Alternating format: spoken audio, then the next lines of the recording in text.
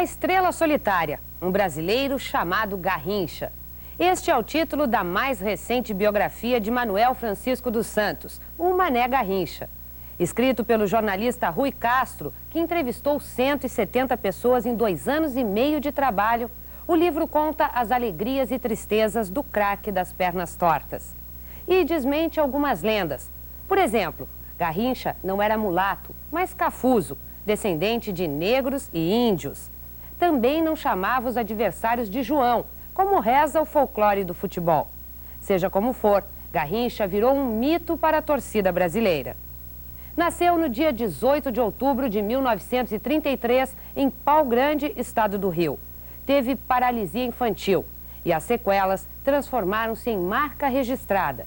Com uma perna mais curta que a outra e os joelhos virados para dentro, Garrincha entortava os marcadores com dribles geniais, quase sempre para o mesmo lado.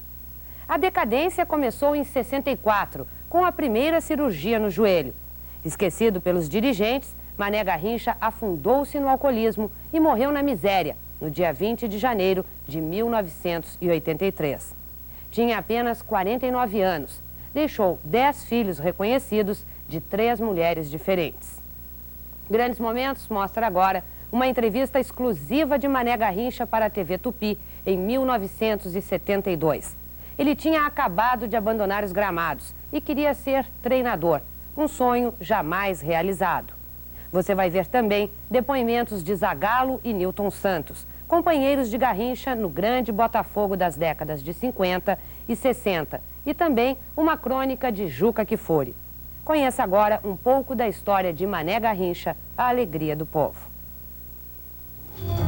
Sempre que se fala em drible, este maravilhoso instante do futebol, só superado pela alegria do gol, toda vez que se menciona a arte e a improvisação do jogador brasileiro, um nome imediatamente é lembrado: Garrincha.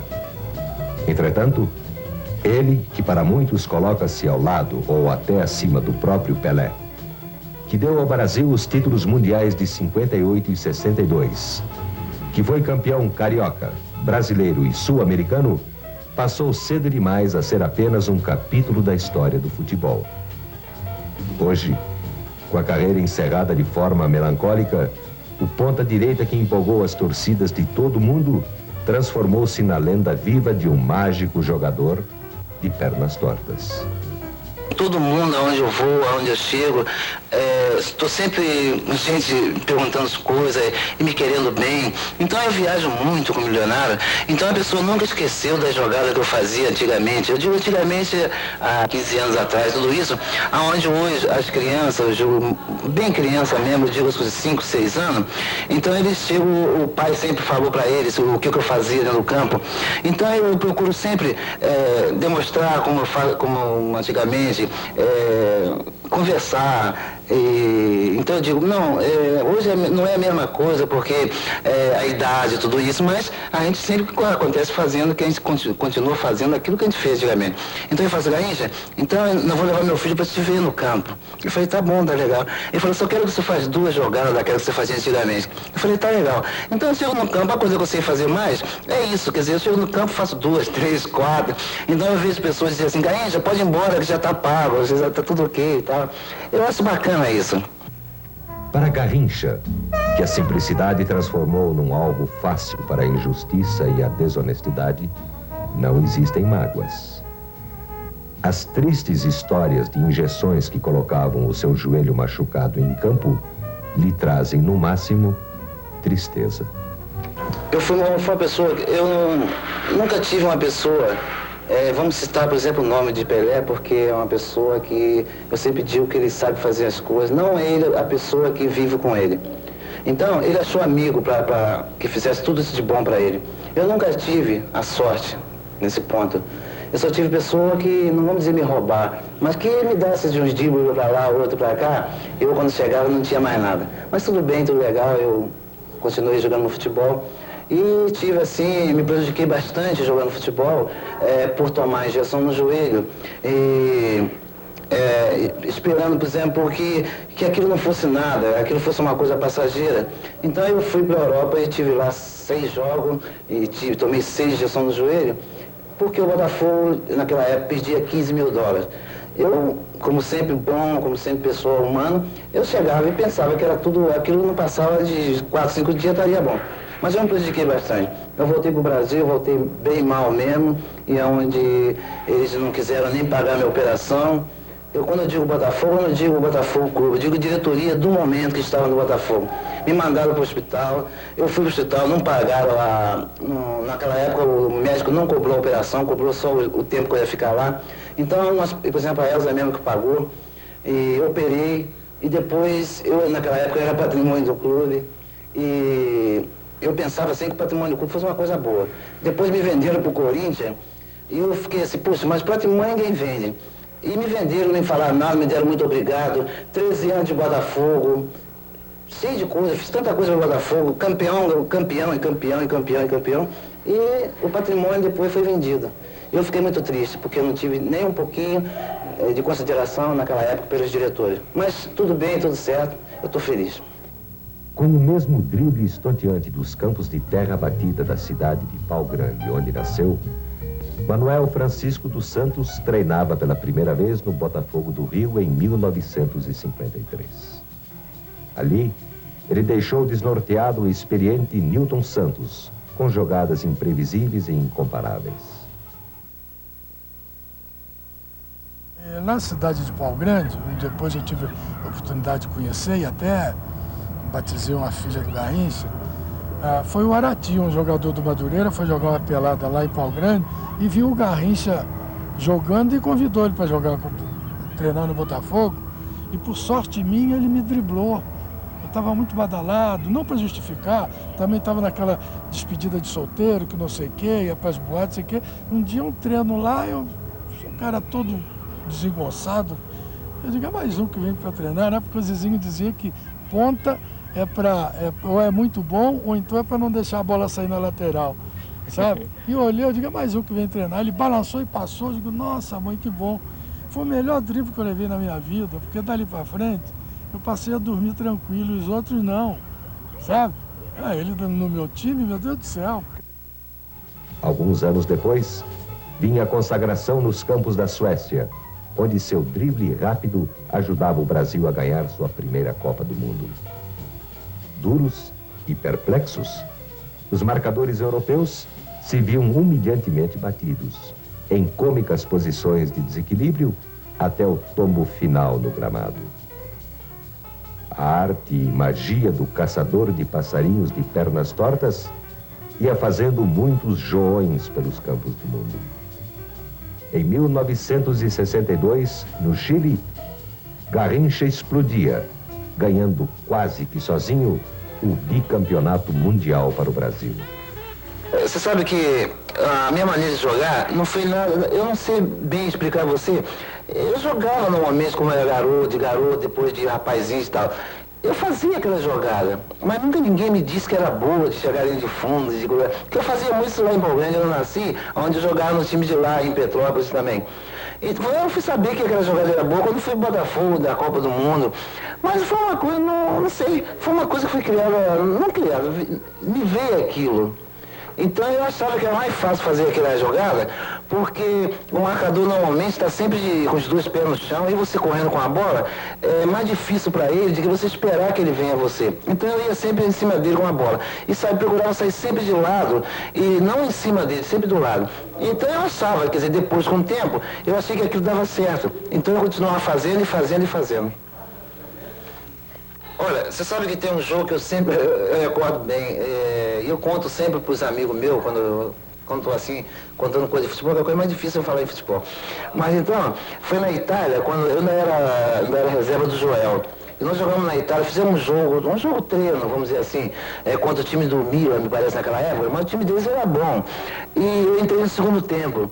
Mas entrei bem mesmo, mandando brasa mesmo, e o Didi me lançou uma bola, que eu entrei, driblei o back, driblei outro back, driblei o goleiro e fiquei esperando dentro do gol que o goleiro viesse novamente para me apanhar a bola e ele não veio, não com raiva, cara, eu digo raiva assim, porque ele não veio, então eu chutei a bola em cima, quase piada atrás, mas na rede e apanhei com a mão e fiquei olhando para ele, quer dizer, abuso meu, né? Quando a gente fala em futebol antigo, você sabe que o futebol antigo tinha um ponto, nós dizemos assim, um ponto mais forte, vamos dizer assim, porque a gente jogava para frente, vamos dizer, 2, 3 toques na bola, a gente estava dentro do gol adversário, porque era justamente os lançamentos, e onde a gente tinha bastante jogador para lançar a bola, e tinha jogador também normalmente para fazer os gols, e corria bem. Hoje o futebol é bonito. Eu acho que o futebol é bonito, o futebol toca de bola, tudo é bonito. Mas não é igual ao futebol de antigamente. Pode ser mais bonito, mas o nosso futebol era feio. Mas era um feio que você fazia gol, tomava gol, mas fazia gol. Hoje o mais difícil é você fazer gol. Porque a demora com a bola no pé, a demora de chegar no gol adversário, que o Brasil hoje está na situação como está. Então eu acho que mudando isso fica tudo bem. O brasileiro é fora de sério para essas coisas de jogar a bola para frente. O alegre futebol de Garrincha, que derrubava com um único movimento de corpo qualquer marcador, foi vencido pelas mesmas pernas tortas, mal cuidadas, que fizeram sua fama de gênio do futebol. O fator de eu ter deixado de jogar futebol mais cedo foi problema no meu joelho. Não porque eu sentia nada, foi porque a pessoa não passou a acreditar mais em mim. Então eu fui para São Paulo, recuperei, fui para a Copa do Mundo, tudo certo. Não fui feliz na Copa do Mundo, voltei para São Paulo. Cheguei em São Paulo, o Brandão foi embora e eu briguei em Corinthians não, deixei o Corinthians. E depois daquilo, tudo aconteceu coisa ruim para mim. Então o pessoal achava que o meu joelho estava podre, que não tinha nada. Mas eu deixava, eu dizia assim, olha, eu dou o joelho para vocês tirar a radiografia, qualquer coisa, mas você sabe que ninguém me acreditou mais. Eu acho que depois daquilo tudo que eu fiz, pensando que era uma boa para mim, me prejudicou bastante e ninguém passou a acreditar mais em mim porque pensava que o meu joelho estava, como português, bichado, né? Mas tá tudo bem, tá tudo bem. Falando no meu joelho, é uma coisa bem interessante. Você sabe que eu fiz tudo aquilo de coração, pensando que nunca me prejudicasse nada. Eu pensei que amanhã a pessoa viesse me ajudar, mas foi o contrário. Eu fui prejudicada, ninguém me ajudou em nada, e tive problema sério mesmo, e eu mesmo sozinho não podia fazer nada, é claro. Então eu pedi apoio, porque eu sou uma pessoa que tem vergonha. Então eu cheguei a pedir apoio, mas não tive apoio mesmo. Fiquei, vamos dizer assim, praticamente jogado na rua, né? Sem que ninguém quisesse me ajudar. Mas tudo aconteceu, graças a Deus desceu algum anjo do céu e me ajudou bastante. Tive a felicidade de ir para São Paulo, onde eu me recuperei, porque naquela época existia o Brandão, que era treinador do Corinthians, e ele falou, não, Garrincha, você vai para São Paulo, eu vou te ajudar, e nós do Corinthians te ajudar a ficar bom. Graças a Deus, apareceu um santo na minha frente e me ajudou, foi o Corinthians. Eu fui para lá e fiquei bom na minha perna, graças a Deus. Ele tinha um irmão que era goleiro lá do time de Pau Grande. Não devia ser dos bons goleiros, né? E o Garrincha sempre gostou de caçar. Ele dizia, eu tô lá naquele morro lá embaixo. Dependendo do resultado, do primeiro tempo, se o Pau Grande estivesse perdendo, eles iam lá pegar ele para ele tirar a diferença. E o pior é que ele tirava, sabe? Mas era para livrar o irmão. Porque o irmão levava gol aqui e ele descontava lá. Teve um jogo que a gente foi jogar contra o Racing de Paris e a Manchete tinha bolado fotografar o Garrincha da Torre Eiffel. Ele que saiu de Pau Grande, uma cidadezinha, e de repente está Paris aos pés dele. Mas o Garrincha não foi, chegou lá embaixo da torre, olhou, não vou subir aí, só tem ferro, não sei o quê. Eu sei que eles não convenceram o Garrincha a subir. Ele se chateou. De tarde a gente foi jogar com o Racing, empatamos o jogo 2-2. O Zezé ficou louco, ele ficou parado lá, não sei o que ele tinha. A única vez que eu vi o Garrincha caladão parado lá. No ano seguinte a gente fez a mesma excursão, fomos jogar no mesmo lugar com o Paris, com o já bicampeão, um time bom, sabe? O Racing.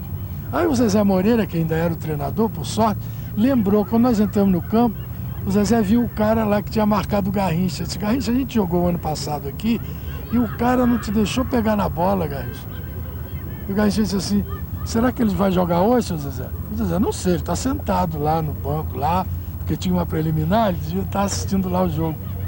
Aí, foi começar o jogo, olha, o que ele fez tinha que estar filmado, sabe? O que ele fez com esse marcador foi um juro muito alto de um ano, sabe?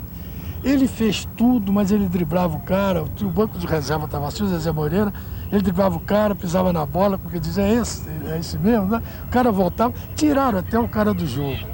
Mas o bacana foi depois do jogo, ganhamos de 4-2, aquela euforia no vestiário, pô, ganhamos do bicampeão da França, que não sei o que, sei o que, sabe?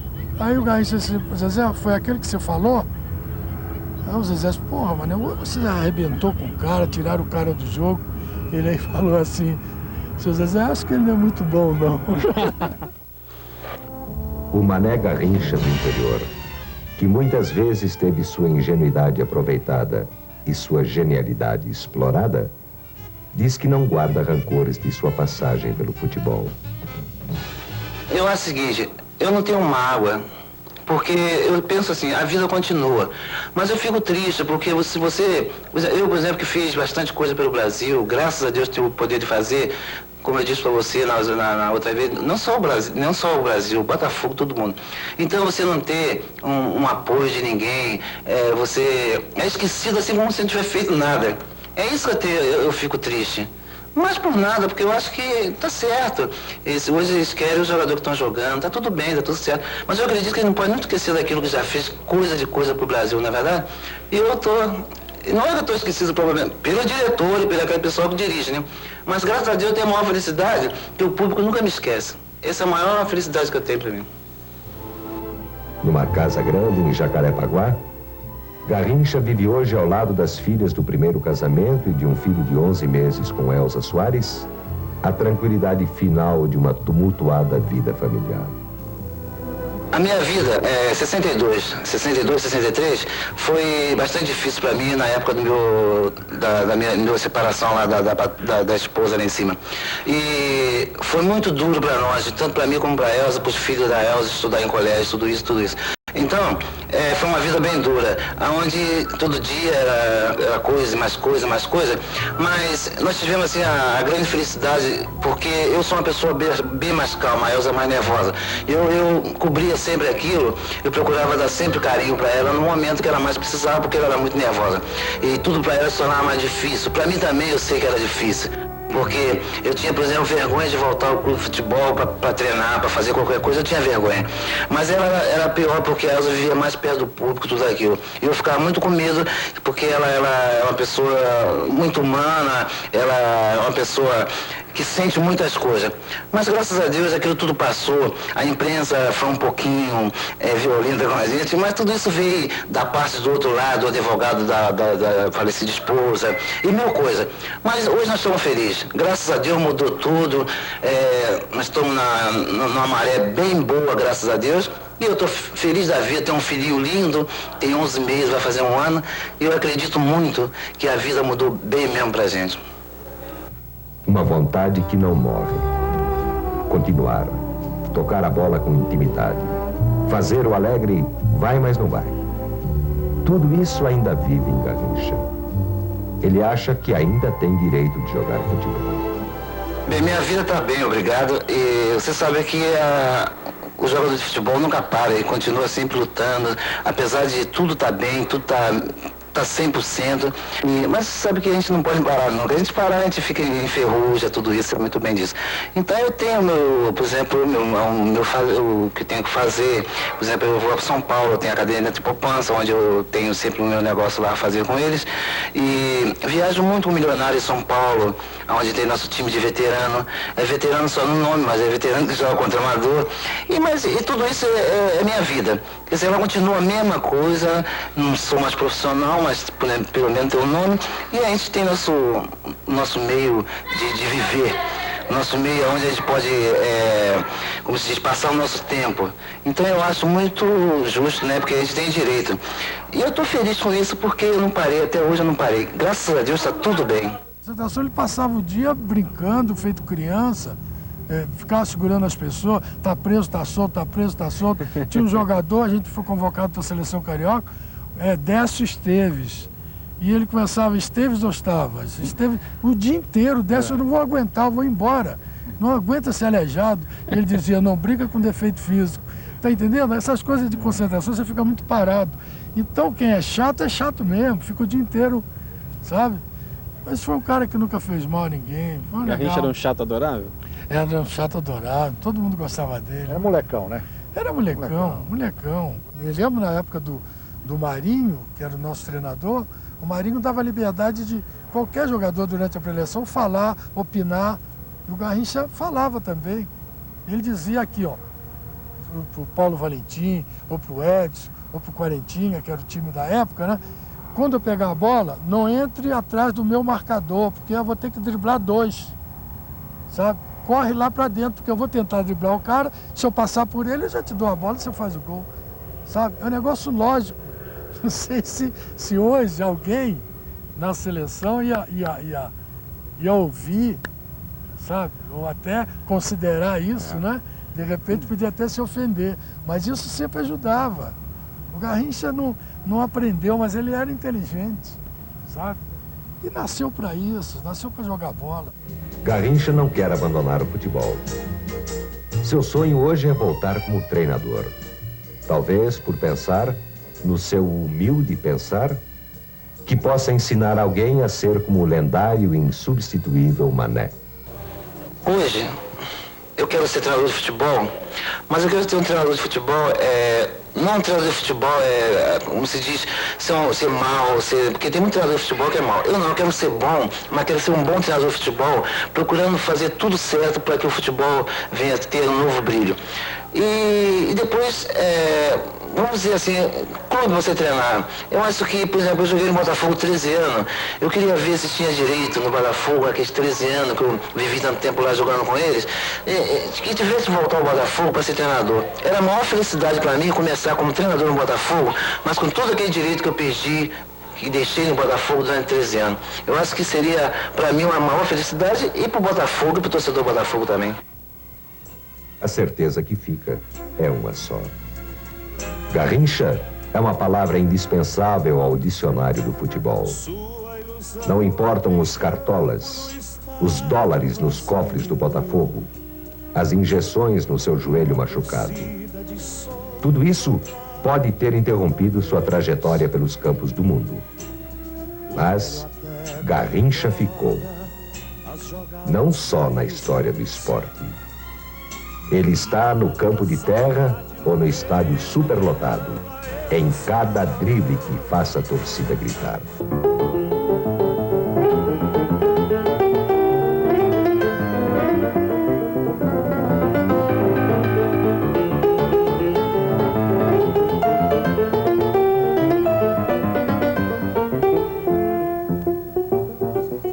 O Garrincha era um passarinho, o Garrincha não tinha maldade nenhuma, era um cara que achava que ia jogar futebol a vida toda, sabe? Nunca fez mal a ninguém. Um mau exemplo ele teve num lugarejo muito pequeno, não tinha o que fazer, não tinha um cinema, era uma praça, um colégio, uma fábrica. E, sabe, não tinha o que fazer, ou vai caçar, ou toma uma cerveja, daqui a pouco outra cerveja, e acabou como acabou. Eu senti muito a morte dele, porque foi um cara que nunca fez mal a ninguém, sabe?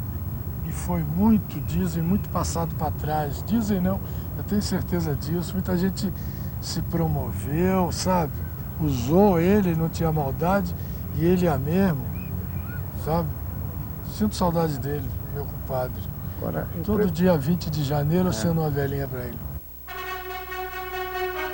Mané Garrincha foi de verdade o melhor jogador do mundo depois do Rei Pelé.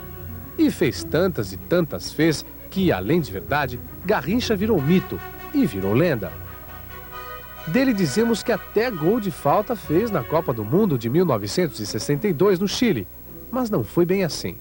Nessa Copa, Garrincha jogou por ele e por Pelé, que se machucara. Contra a Espanha, driblou tantas vezes antes de dar o gol da vitória a Amarildo que os locutores se desesperaram como se ele não soubesse o que fazer com a bola. o cruzamento para a cabeça do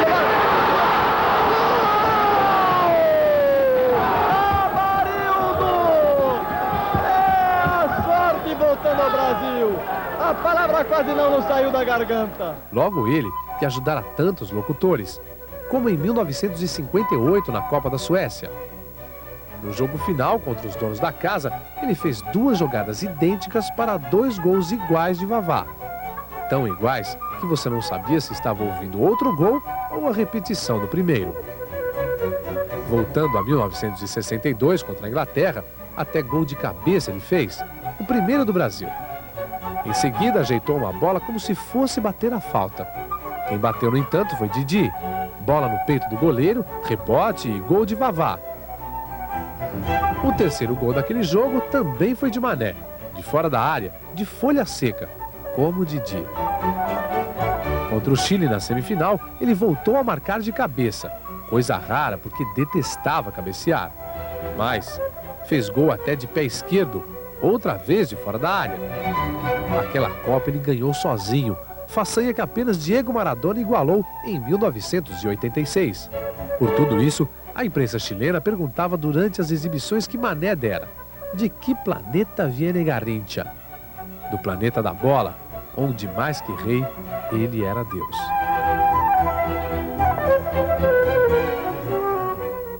Eu não posso esquecer do Garrincha, mais simples, que não tinha uma capacidade de cabeça, de inteligência, de Pelé, mas pela sua humildade, pela sua criancice, o Garrincha venceu driblando o mundo, até os fotógrafos, até as filmadoras, que iam filmar de perto aquelas pernas tortas, para mostrar aos treinadores e aos seus adversários como é que podiam marcar. Coitados. Não conseguiram nunca e jamais haviam de conseguir isso.